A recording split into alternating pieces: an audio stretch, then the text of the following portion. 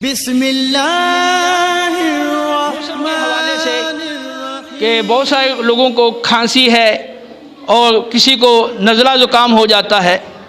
میں چند باتیں اس حوالے سے عرض کروں گا. دیکھیں، بنیادی طور پر قانون مفرد اعضاء کے مطابق انسان کے جو بنیادی مزاج ہیں وہ 3 طرح کے ہیں اور غذائیں بھی 3 طرح کی ہیں. ایک ہے اعصابی غذائیں اور اعصابی مزاج. اس کو آپ اگر دوسرے لفظوں سے تعبیر کرنا چاہیں تو الکلائن غذائیں، یعنی جیسے الکلی اور ایسڈ ہے، جو تھوڑا بہت سائنس پڑھے ہم اس بات کو سمجھتے ہیں. تو جو الکلائن غذائیں ہیں اور کیلشیم والی غذائیں، ان کو اعصابی غذائیں کہا جاتا ہے اور ان کے اندر پھسلن ہوتی ہے. یہ الکلی کی پہچان ہی یہی ہے کہ اس کے اندر وہ پھسلن پائی جاتی ہے. لیس دار غذائیں جو ہیں، جیسے کیلا ہے، امرود ہے، بھنڈی توری ہے، اروی ہے اور یہ اسبگول ہے، چھلکا ہے، تو سری پائے کا سالن ہے، یہ ساری ان چیزوں کے اندر لیس موجود ہے. تو جتنی تری والی غذائیں ہیں وہ ساری اس کے اندر آتی ہیں، تری والی ہوں، ٹھنڈی ہوں یا گرم ہوں. تو اس میں مولی، شلجم، گاجر اور کدو شریف اور دیگر اس طرح کی جتنی بھی مونگی کی دال ہے، دیگر یہ چیزیں. تو یہ انشاءاللہ میں اس بیان کے آخر میں وہ اس غذاؤں والی جو پرچی ہے وہ بھی اس میں شامل کر دوں گا، جس کو آپ دیکھ کے آپ وہ سمجھ سکتے ہیں کہ اعصابی غذائیں کون سی ہیں. اب اگر بندے کا مزاج اعصابی ہے، اور اس کی پہچان کیسے ہوگی؟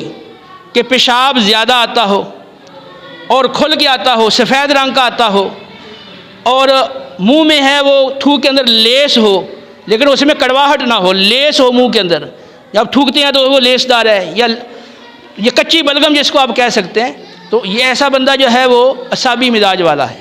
اس کے اندر سردی موجود ہے اور آنتوں میں معدے میں لیس ہے، اور وہ جو چیز بھی کھائے گا معدہ اس کو صحیح ہضم نہیں کرے گا اور وہ کچی غذا نکل جائے گی. پھسلن کی وجہ سے کچی غذا خارج ہوگی اور بار بار اس کو دن میں کئی دفعہ پخانا آتا ہے، لیکن وہ پوری طرح اس کی قضائے حاجت نہیں ہوتی کہ جیسے اس کی تسلی ہو جائے. تو اب ایسا شخص ہے، ایسے شخص کو اگر کھانسی لاحق ہے تو پھر اس کا جو علاج ہے وہ ہے عضلاتی غذائیں، یعنی جو ایسڈ والی غذائیں ہیں جن میں آئرن پایا جاتا ہے. تو وہ ہیں ترش غذائیں. ہاں، وہ انگور ہو ترش، انار کھٹا ہو، یا املی، آلو بخارا، جتنی بھی ترش غذائیں ہیں وہ اس میں آتی ہیں، اس کیٹاگری میں.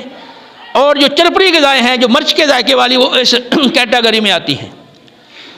تو اس کے لیے بہترین علاج یہ ہے کہ وہ لونگ اور دارچینی کا کعوہ پی لے.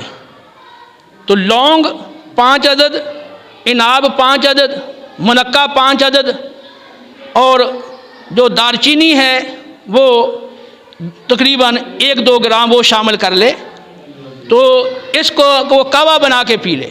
یا یہ چیزیں نہیں، تو صرف لونگ اور دارچینی کا کعوہ پی لے تو اس سے اس کی کھانسی درست ہو جائے گی. جو دیگر بھی تکالیف ہیں ان غذاؤں سے اور اس کعوے سے اس کے لیے وہ بہتر ہوں گی. تو جو اعصابی مزاج کا بندہ ہے اس کو کوئی بھی تکلیف لاحق ہو، کہ یہ نہیں ہے کہ صرف کھانسی ہو، کوئی بھی تکلیف ہے، وہ جب یہ غذائیں کھائے گا، جو عضلاتی غذائیں ہیں، جو ایسڈ والی اور آئرن والی غذائیں ہیں، چرپری ذائقے والی، مرچ کے ذائقے والی یا ترش ذائقے والی، تو وہ اس کو فائدہ دیں گی اور اس کا مرض اس سے ٹھیک ہوگا. اسی طرح جس شخص کو ایسی کھانسی ہے کہ منہ میں کڑواہٹ ہے، پیشاب کم آتا ہے، خاص طور پہ وہ شخص جس کو پیشاب میں جلن ہوتی ہے، وہ لازماً وہ بندہ گرمی کا مریض ہوتا ہے. اب اس کے لیے یہ ضروری ہے کہ اگر منہ میں کڑوا رہتا ہے منہ، تو وہ بھی گرمی کی علامت ہے، اور اس کے لیے یہ ضروری ہے کہ پیشاب اس کو کم آتا ہو، وہ گرمی کا مریض ہوتا ہے. تو اب ایسا شخص جو گرمی کا مریض ہے، جس کو پیشاب کم آتا ہے، جلن پیشاب میں ہوتی ہے اور پیلے رنگ کا پیشاب آتا ہے، منہ کا ذائقہ کڑوا رہتا ہے، تو اب وہ شخص یہ جو گرم غذائیں ہیں، جن کو غدی غذائیں کہا جاتا ہے، تو وہ گرم غذائیں وہ بند کر دے. وہ میں آپ کو بتایا کہ میں آپ کو پرچی دکھا دوں گا یا اس کے اندر بھی ویڈیو میں لاحق کر دوں گا. تو وہ غذائیں چھوڑی جائیں، اب ٹھنڈی غذائیں کھائی جائیں، یعنی اعصابی غذائیں جو میں نے پہلے بتایا لیس دار غذائیں ہیں.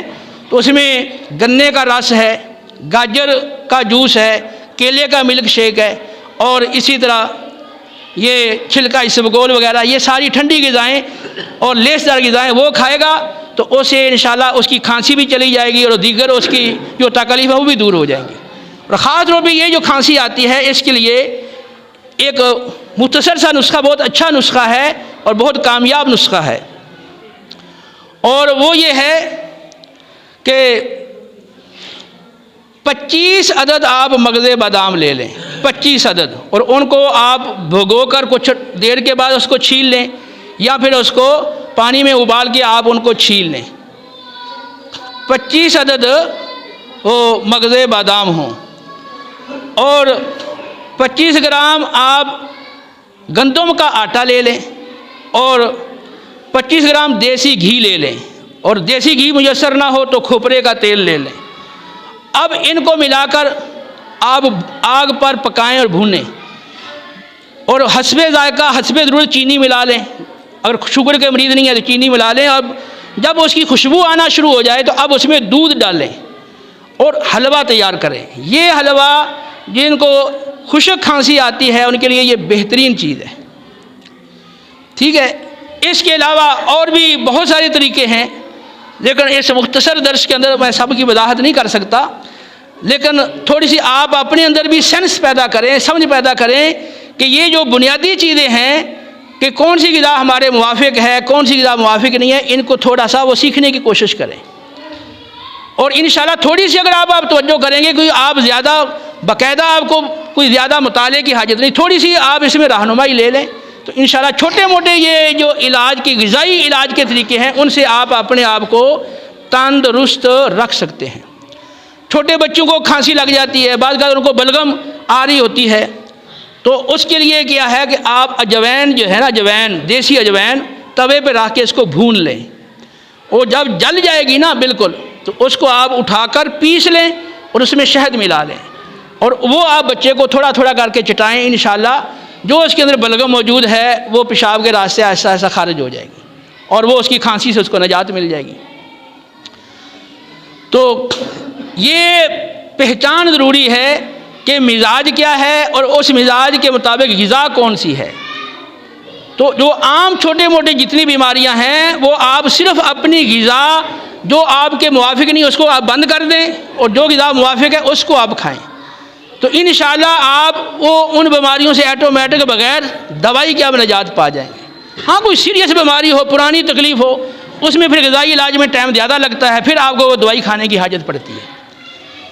انشاءاللہ پھر میں کسی موقع پر مزید اس پر تفصیل کے ساتھ گفتگو کروں گا، کیونکہ اس درس میں نے شروع کے اندر کھانے کے حوالے سے دیگر جو شریعت کی تعلیمات تھیں، ہدایت احادیث کی ہدایات تھیں، ان پہ گفتگو کی جس میں ٹائم گزر گیا۔